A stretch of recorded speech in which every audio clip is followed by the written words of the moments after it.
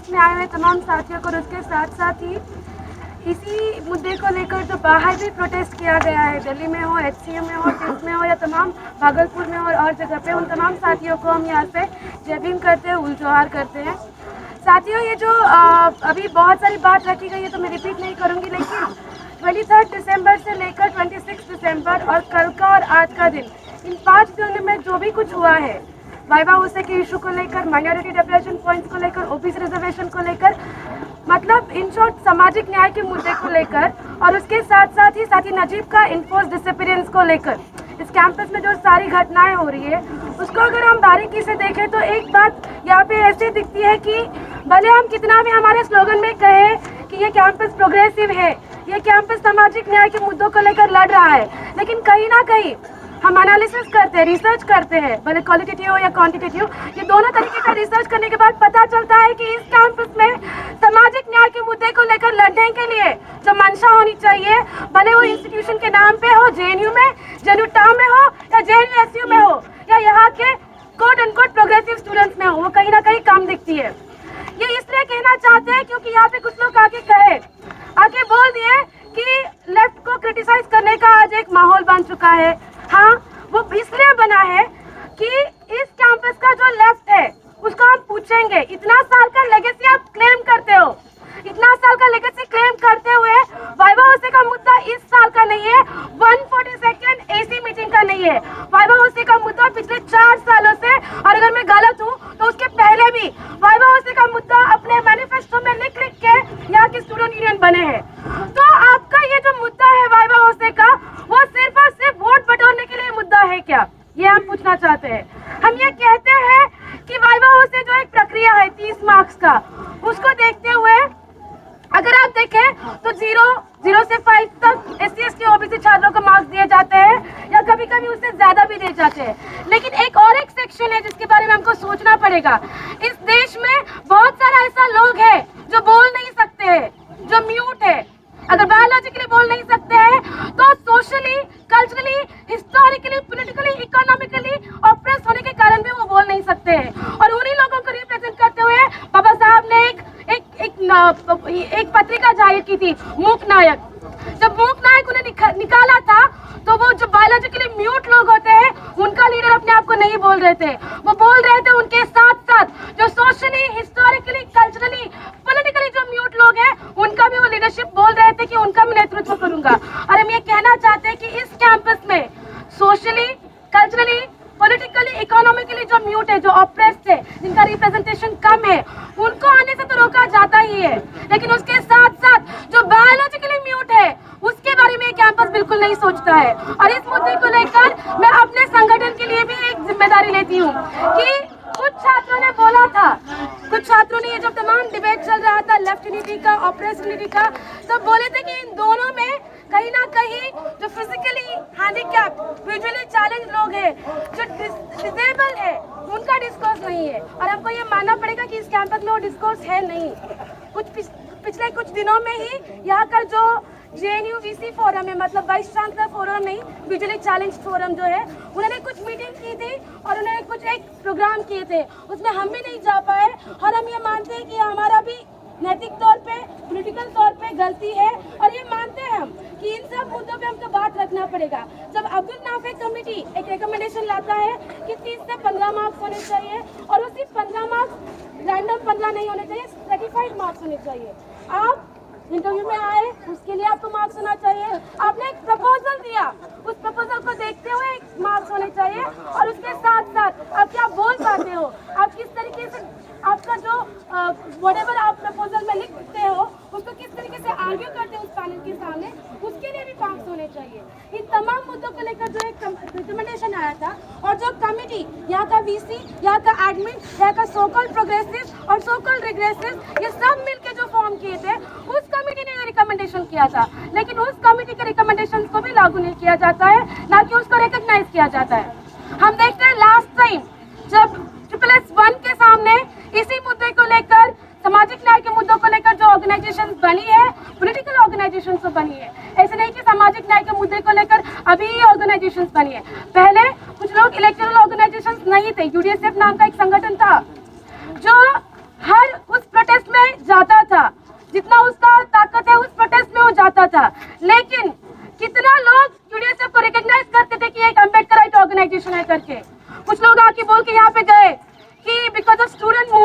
Because of students voices Ambedkar syllabus में है। हम ये बोलना चाहते हैं अम्बेडकर सिलेबस में था, लेकिन अम्बेडकर वॉइसेस आपके डिस्कोर्स में कितना थी? इस कैंपस का स्टूडेंट ऑर्गेनाइजेशन से नहीं, लेकिन इस कैंपस का इवन फैकल्टीज भी ये रिकॉग्नाइज नहीं करता था कि इस कैंपस में पिछले बक्सा के इमरजेंस के बाद या फिर बक्सा के साथ साथ जो बाकी अभी यूनाइटेड ओबीसी फोरम है, जो भी एक कल्चरल ऑर्गेनाइजेशन है या फोरम के तौर पे काम कर रहा है, उसके पहले भी जब यूडीएसएफ था, जेटीएसएफ था या तमाम जो अदर ऑर्गेनाइजेशंस थी जो ऑपरेस सेक्शंस के मुद्दों को लेकर काम कर रही थी, आपने कितना इस डिस्कोर्स को रिकॉग्नाइज किया? और ये हम याद करते हैं, बताना चाहते हैं कि जब इस बात को लेकर कभी बात होती है तो लोग बोलता है अरे साथी आपका स्ट्रगल के बाद आपको रिकॉग्नाइजेशन मिलेगा। हम पूछना चाहते हैं क्या दलित, क्या आदिवासी, क्या ओबीसी, क्या रिलीजियस माइनॉरिटी इस देश में स्ट्रगल नहीं कर रहा है? वो आपसे ज्यादा स्ट्रगल कर रहा है, बिकॉज उसका जीना ही इस सोसाइटी में एक स्ट्रगल है। आप अगर बोलते हैं कि 23 दिसंबर की मीटिंग के बाद 26 दिसंबर तक की मीटिंग तक, मतलब एक यूनिटी का जो बात होता है कि सबको यूनिटी फॉर्म करके यूनानिमस वॉइस के साथ स्टूडेंट्स को आना चाहिए, लेकिन 23 दिसंबर से 26 दिसंबर तक दो प्रोटेस्ट के बीच में एक बड़ा गैप था। यूनियन क्या कर रहा था? हम यूनियन को बार बार ब्लेम नहीं करना चाहते थे। यूनियन के ऊपर बोलना, मतलब जेएनयूएससी की यूनियन के ऊपर बोलना, ये भी एक अभी ज्यादा वेस्टेज ऑफ टाइम लग रहा है। लेकिन हम ये भी बोलना चाहते हैं कि हम यूनिटी को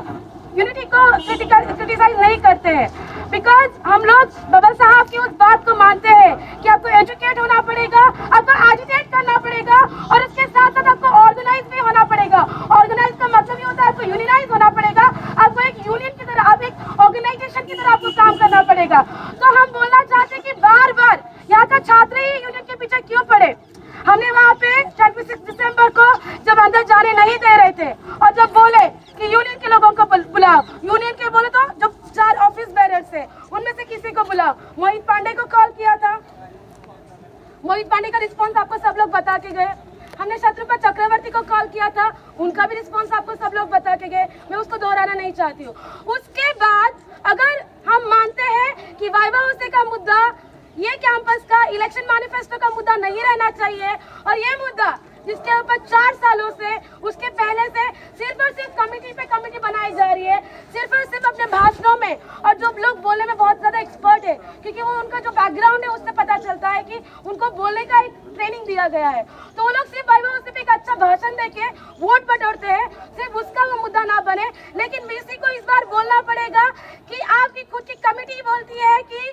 डिस्क्रिमिनेशन होता है, भले डिस्क्रिमिनेशन वर्ड यूज नहीं किया है, डिस्पैरिटी वर्ड यूज किया है, प्रोग्रेसिव वर्ड है डिस्पैरिटी, मान लेते हैं डिस्पैरिटी हो रहा है, तो डिस्पैरिटी हो रहा है, डिस्क्रिमिनेशन हो रहा है, वो भी उन छात्रों के साथ हो रहा है जो वंचित तबकों से आते हैं, तो आप इसको रिकमेंडेशन को लागू क्यों नहीं करते हो? दूसरी बात है कि फिर से एक मुद्दा आता है कि फिजिकल वायलेंस, एक वर्ड यूज किया है कि छात्रों ने फिजिकल वायलेंस किया। हम पूछना चाहते हैं, नजीब की बहन कुछ दिनों पहले यहाँ पे आके स्पीच दिए थे, उनके साथ साथ उनकी माँ और नजीब की बहन जब रेक्टर प्रोक्टर को मिले थे, बिकॉज वीसी तो उनसे भी नहीं मिल रहे थे, तब रेक्टर या प्रोक्टर में से डिमरी कौन नाम की कोई इंसान है, उन्होंने ये वर्ड यूज किया था कि आपको कोर्ट में देखेंगे। किसी का बच्चा इस कैंपस से गायब होता है, वो भी एक मॉब वायलेंस के बाद, रिलीजियस हेट्रेड मॉब वायलेंस के बाद गायब है, मिसिंग है, उसको आप जब बोलते हो कि कोर्ट में देखेंगे, वो किस तरीके का वायलेंस है? वो फिजिकल वायलेंस नहीं हो सकता है, लेकिन एक साइकोलॉजिकल वायलेंस आप उन्होंने उनके ऊपर किए हो, उसका जवाब कौन देगा? इस देश में रोहित वेमुला के इंस्टीट्यूशनल मर्डर के बाद उसकी मां को पूरा देश में जाके सिर्फ और सिर्फ यही बताने का एक काम, सिर्फ और सिर्फ यही बताने के लिए फोर्स किया जाता है कि रोहित वेमुला एक दलित था, जब खुद रोहित वेमुला बोला,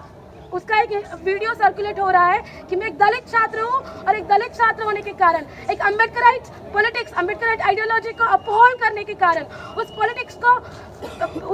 का प्रचार करने के कारण मेरे साथ जो उत्पीड़न हुआ है और उसकी वजह से मैं ये सब कुछ कर रहा हूँ, उसकी माँ को जिस तरीके से प्रताड़ित किया गया है, उस साइकोलॉजिकल वायलेंस का जवाब कौन देगा? ये वीसी देगा, अप्पा राव देगा, मनुस्मृति ईरानी देगी, कौन देगा? हम ये बोलना चाहते हैं कि यहाँ पे आने वाला जो छात्र है, भले वाइवा हौसे का मुद्दा साइड में रखिए, लेकिन रोजाना कभी कुछ लिख के जाता है तो वो चैप्टर पढ़ने के बाद जब कोई फैकल्टी, वो प्रोग्रेसिव फैकल्टी भी हो, वो जब बोलता है कि तुम हिंदी मीडियम से आए हो, वर्नाकुलर मीडियम से आए हो, तुमको यहाँ से हम PhD या MPhil करके जाने को नहीं देंगे। वो साइकोलॉजिकल वायलेंस की बात कौन करेगा? वो सोशल जस्टिस का मुद्दा नहीं है। इस कैंपस से जब मदन मेहर नाम के एक छात्र को लास्ट ईयर जब यहाँ का सीपॉट नाम का सेंटर PhD नहीं दे रहा था तो मैं सुसाइड कर दूंगा ऐसा नोट लिख के देना पड़ा था, और उसके बाद उसके मुद्दे को सीरियसली डिस्कस किया था इस कैंपस में। वो किस तरीके का वायलेंस है उसके ऊपर कौन बात करेगा? जब नीतू नाम की एक लड़की यहाँ से चली जाती है, MPhil में उसको कम मार्क्स दिए जाते हैं, इवन वो MPhil डिग्री भी नहीं ले सकती है, वो SC कमीशन तक जाती है, यहाँ का जो JNU एडमिनिस्ट्रेशन है सुनवाई के लिए भी नहीं जाता है। मैं पूछना चाहती हूँ कि कितना प्रोग्रेसिव फैकल्टी इस मुद्दे को लेकर पूछ रहा है कि आप जैसे एक इंस्टीट्यूशन हो, नेशनल शेड्यूल कास्ट कमीशन भी एक इंस्टीट्यूशन है, जब वहां से आपको कुछ चिट्ठी आता है आप क्यों नहीं जाते हो? यहाँ तक कि यह फैकल्टी जो है यहाँ का पिछले इतने सालों में ये भी नहीं पूछ पाया है कि आप अभी UGC सर्कुलर का दोष दे रहे हो 5th मई का, लेकिन सुप्रीम कोर्ट का गाइडलाइंस कहता है कि वाइवा होने का मार्क्स कम होना चाहिए। आप UGC को तो एक इंस्टीट्यूशन मानते हो, रिकॉग्नाइज करते हो VCR का, लेकिन सुप्रीम कोर्ट को क्यों नहीं रिकॉग्नाइज करता है? सुप्रीम कोर्ट की गाइडलाइंस को क्यों नहीं रिकॉग्नाइज करता है? हम ये बोलना चाहते हैं कि उस दिन जब हम कुछ छात्र अंदर गए तो हम इस चीज को लेकर गए थे कि एक मेमोरेंडम हमने लिखा था, पार्ट ए जो मीटिंग है, भले उसमें किसी ने साइन किया है, इंटेंशनली किया है, नहीं किया है, ये सब चीजें हमको नहीं पता, लेकिन जो पार्ट ए क्योटिक डिसीजंस के साथ डिस्कस किया गया था, उस पार्ट ए को फिर से रिकन्वीन किया जाए, उसको हमने 11 जनवरी तक का उनको टाइम दिया है, VC को और एडमिन को। अगर वो नहीं होता है तो इस स्ट्रगल को और इंटेंसिफाई किया जाएगा। और उसके साथ साथ ही नजीब का जो इन्फोर्स डिसअपीयरेंस है उसके ऊपर इस VC को FIR तक फाइल करने का मन नहीं कर रहा था। उस मुद्दे पे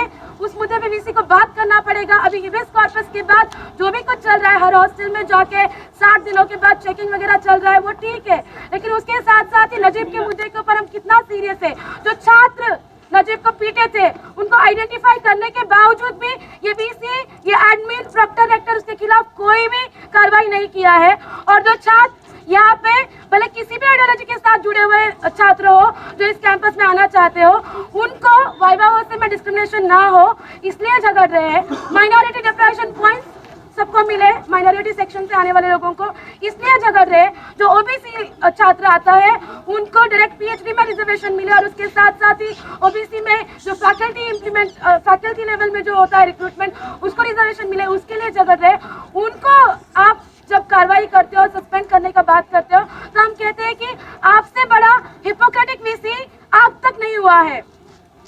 आप एक साइड से बोलते हो कि UGC का जो सर्कुलर है उसको लेकर हम बात करेंगे और उसके बाद डिसाइड करेंगे। हम यहाँ से बोलना चाहते हैं कि UGC को तो इसका जवाब देना ही पड़ेगा कि जो एक एंटी स्टूडेंट पॉलिसी पिछले कुछ दिनों में ये ला रहा है। और ऐसा नहीं है कि कुछ लोग यहाँ पे आके बोलते हैं कि जब से ये सरकार आई है तब से ही ये सब कुछ हो रहा है। हम नहीं मानते हैं कि सिर्फ ये सरकार आने के बाद ही हो रहा है। हम कहते हैं कि दलितों के ऊपर, आदिवासी के ऊपर अत्याचार पिछले भी गवर्नमेंट में हुए थे, जब से ये इंडियन कास्ट सिस्टम जो बना है मनु का, और उसके पहले भी, तब से यहाँ पे ये सेक्शन अभी तक पिछड़े हैं, अभी तक वंचित है। और ये बहुत ही बड़ा लड़ाई है। हम भी मानते हैं कि हमारा सस्पेंशन से ये लड़ाई रुकने नहीं वाला है, ये VC को बताना चाहते हैं, ये लड़ाई और इंटेंसिफाई होगा। और एक बात यहाँ पे फिर से एक बार दोहराना चाहते हैं कि बहुत सारी चीज़ें VC को प्रॉब्लम लगता है, लोगों को उसका मेमोरेंडम देना, लोगों को उससे बातचीत करने के लिए जाना, या फिर छात्रों का डेलीगेशन के फॉर्म में जाके उससे बात करना। मैं ये पूछना चाहती हूँ कि ये VC अपने आप को डेमोक्रेटिक VC बोलता है और बार बार हर एक सर्कुलर में लिखता है कि डेमोक्रेटिक तरीके से जो भी प्रोटेस्ट होगा उसको हम ठीक मानते हैं। इसी डेमोक्रेटिक कंट्री में इवन पार्लियामेंट में जो डिबेट होता है वो पब्लिक डोमेन में लाया जाता है। तो ये JNU ऐसी मीटिंग के अंदर जो होता है उसको पब्लिक डोमेन में लाने से इतना प्रॉब्लम क्यों है? हम जानना चाहते हैं कि कौन सा फैकल्टीज, कौन है जो इस तरीके का ओपिनियन रखते हैं कि वाइवा से 30 का 30 होना चाहिए या वाइवा से कोई 100% वेटेज होना चाहिए। कौन सा फैकल्टीज है जो कहता है कि अपने पेपर में लिखेगा कि दलित, आदिवासी, पिछड़ा, अल्पसंख्यक ये सब वंचित है, इनके लिए काम होना चाहिए, इनके लिए प्रोजेक्ट होने चाहिए। लेकिन इस सेक्शन से आने वाले लोग आके जब अपनी खुद की लड़ाई यहाँ पे करना चाहते हैं, या फिर इस सेक्शन से आने वाले लोग जब यहाँ पे अपने जो लेजिटिमाइट राइट्स है, कॉन्स्टिट्यूशनल राइट्स है, उसके भागीदार बनना चाहते हैं, उनको रोकने का जो काम करता है उन एकलव्य का अंगूठा काटने वाले प्रोफेसर को हम जानते हैं। जानना चाहते हैं। दूसरी बात कि एक यहाँ पे बातचीत बहुत ज्यादा होती है कि पिछले कुछ सालों में जेएनयू का कल्चर खराब हो रहा है, स्पेशली सामाजिक न्याय के मुद्दे को लेकर कास्ट एंटी कास्ट डिस्कोर्स को सीरियस तरीके से डिस्कशन में लाके इलेक्टोरली, पॉलिटिकली, कल्चरली और जिस तरीके से हो सके अपने रिसर्च प्रपोजल में, अपने पीएचडी थीसिस में या अपने स्पीचेस में रोज जो एंटी कास्ट डिस्कोर्स को बात कर रहे हैं, उस डिस्कोर्स को लाने के बाद इस कैंपस का माहौल खराब हो रहा है। हमको ये लैंग्वेज समझनी पड़ेगी कि ये किस तरीके की लैंग्वेज है। ये लोग बोलते हैं कि हम लोग हेट्रेड का पॉलिटिक्स करते हैं, लेकिन जब आपका किसी एक यूनिवर्सिटी में केरला के आइसा के एक्टिविस्ट को एसएफआई मारता है, तब वो हेट्रेड का पॉलिटिक्स नहीं होता आपके लिए। तब आपका यूनिटी कहाँ होता है? सिर्फ जेएनयू के लिए आपका यूनिटी है। जब आइसा, एसएफआई बाकी किसी कैंपस में झगड़ते हैं तब ठीक है, लेकिन यहाँ पे जब बाक्सा, यूनाइटेड ओबीसी फोरम और तमाम जो अदर संगठन है वो अपने राइट्स को लेकर बात करेंगे तो बोलेंगे आइडेंटिटी पॉलिटिक्स कर रहे हैं। कैसे आइडेंटिटी पॉलिटिक्स होगा? अगर कोई आके यहाँ पे बोलता है कि हम अपनी लड़ाई खुद लड़ेंगे, अगर आप जेन्युइन है, अगर आप ऑनेस्ट है तो आप आइए हमारे साथ लड़िए। लेकिन ये जो आईएसएफआई लेड जेएनयू है, मैं फिर से उनका नाम ले रही हूँ क्योंकि ये जेएनयू में है, और उसके साथ साथ जो तमाम बाकी के सो कॉल्ड प्रोग्रेसिव ऑर्गेनाइजेशन है जो इसमें नहीं आते, वो अपने आप पे ये बात ना ले, लेकिन जो सो कॉल्ड प्रोग्रेसिव ऑर्गेनाइजेशन है जिनको सिर्फ और सिर्फ हर मुद्दे को हम ही लीड करेंगे, सिर्फ इस कैंपस में नहीं लेकिन इस सोसाइटी में भी एक इमेजिनेशन बनाया है। जो राइट और लेफ्ट के बगैर की आइडियोलॉजी है, तो अम्बेडकर राइट आइडियोलॉजी है या बहुजन विचारधारा है, उसको चलते हुए जो पॉलिटिक्स करते हैं, तो वो लोग कभी डिसीजन मेकिंग में आ ही नहीं सकते। ऐसा इस देश का भी मानना हो चुका है। अगर कल जाके हाइपोथेटिकल सिचुएशन में भी हम जाके पूछेंगे क्या मायावती जी इस देश का प्राइम मिनिस्टर बन सकती है, बहुत सारा लोग, इवन प्रोग्रेसिव भी बोलेगा नहीं। राइट विंग में जो अपने आप को क्लेम करता है चाय वाला, वो बन सकता है। लेफ्ट विंग में भी जो भी कोई होगा, तमाम आजकल बहुत सारे लोग तो अपने आप को आके बोलते हैं मैं भी एक दलित हूँ, मैं भी एक ऑप्रेस सेक्शन से आता हूँ, मैं लेफ्ट में हूँ और मैं मानता हूँ कि कोई प्रॉब्लम नहीं अगर हमारा लड़ाई कोई और लड़े। हम बोलना चाहते हैं, आज तक बहुत सारा लोग बोल रहा है कि हम बहुत, कांग्रेस बोला, बीजेपी बोला और पता नहीं कौन कौन बोला, और इस कैंपस में स्टूडेंट ऑर्गेनाइजेशन बोला, सब बोले हम जेन्युइनली लड़ रहे हैं। लेकिन अभी जब आप कह रहे हैं कि आपने जेन्युइनली नहीं लड़ा है, हमारे मुद्दे वैसे के वैसे ही है। 60 इयर्स के बाद, और पता नहीं कितने इयर्स हो जाएंगे, शायद ज़्यादा ही, आज़ादी के उतने इयर्स के बाद इस सो कॉल्ड आज़ादी चौक को आज से कुछ लोग बोल रहे हैं सोशल जस्टिस चौक बोलेंगे, इस चौक पे आके अगर हमको ये बोलना पड़ता है कि यहाँ का दलित, आदिवासी, पिछड़ा, अल्पसंख्यक अभी तक जो उसका क्लेम है, जो उसका कॉन्स्टिट्यूशनल राइट है, उसके लिए उसको झगड़ना पड़ रहा है, तो इस देश का जो डेमोक्रेसी है उसको हमको क्वेश्चन करना पड़ेगा कि किस तरीके का डेमोक्रेसी है। हम ये बोलना चाहते हैं कि इस मुद्दे को लेकर अगर कुछ लोग बोलते हैं कि कुछ लोग हेट्रेड पॉलिटिक्स कर रहे हैं, कुछ लोग आइडेंटिटी पॉलिटिक्स कर रहे हैं, आप अपना ओपिनियन आपके पास रखो, जितना फैलाना है, जितना स्लैंडरिंग आपको बाक्सा, यूनाइटेड ओबीसी फोरम और तमाम अदर छात्रों के खिलाफ करना है आप करिए, आपका वो काम रहा है, वो आपका लेगेसी रहा है, बट हमारा लेगेसी फाइटिंग का रहा है। और एक बात हम यहाँ पे क्लियर करना चाहते हैं, कॉमन मिनिमम पे आने के बाद आप हमको मत सिखाइए।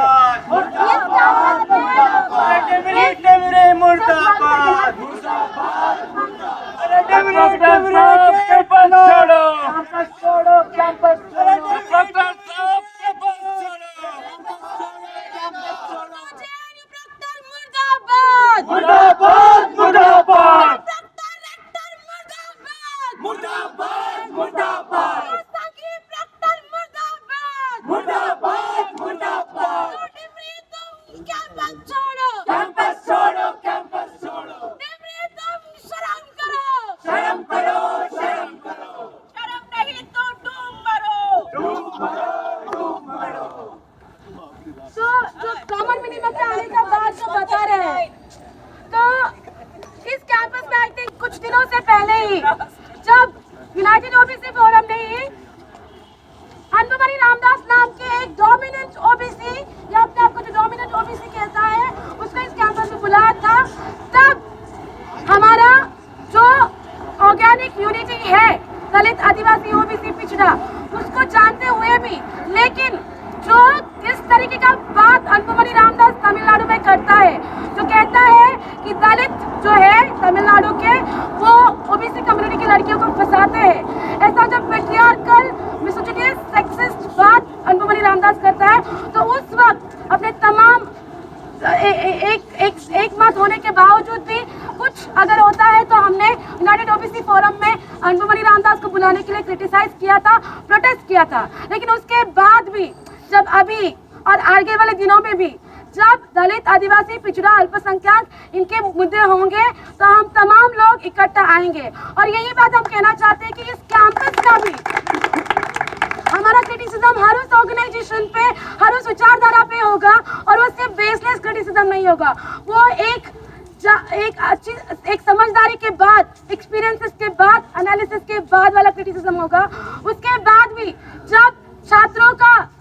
जब यहाँ के स्टूडेंट्स का और उसके साथ साथ बाहर भी वंचित तबकों के साथ साथ इधर लोगों के ऊपर भी जब एक फासिस्ट अटैक हो रहा है, एक कास्टिस्ट अटैक हो रहा है, तब उनमें कॉमन मिनिमम पे आने के बाद जो यूनिटी दिखाना है उसमें हम हमेशा रहेंगे। और एक बात यहाँ पे हम बोलना चाहते हैं कि जो अभी का जो सस्पेंशन है प्रोक्टोरियल इंक्वायरी होने से पहले ही और एक विदाउट एकदम फास्ट जो डिसीजन लिया गया इस कैंपस का पीसी और प्रोक्टर डायरेक्टर के द्वारा, उसको हम कंडेम करते हैं और कहते हैं कि इस पे अगर कोई लोग आके बोलना चाहते हैं, जो बोलते हैं कि हम लीड करेंगे और ऐसा कहते हैं कि हम जो है हम ही बिकॉज हम यूनियन में है या बिकॉज हम यहाँ का क्या बोलते हैं मेजॉरिटी वाला ऑर्गेनाइजेशन है या हमको ज़्यादा वोट मिला था और हमको पता है कि कैसे लड़ना है क्योंकि हमारा लेगेसी रहा है, ऐसा बोल के जो लोग यहाँ पे आके बोलना चाहते हैं उनसे एक अपील रहेगी कि साथ ही आपका जो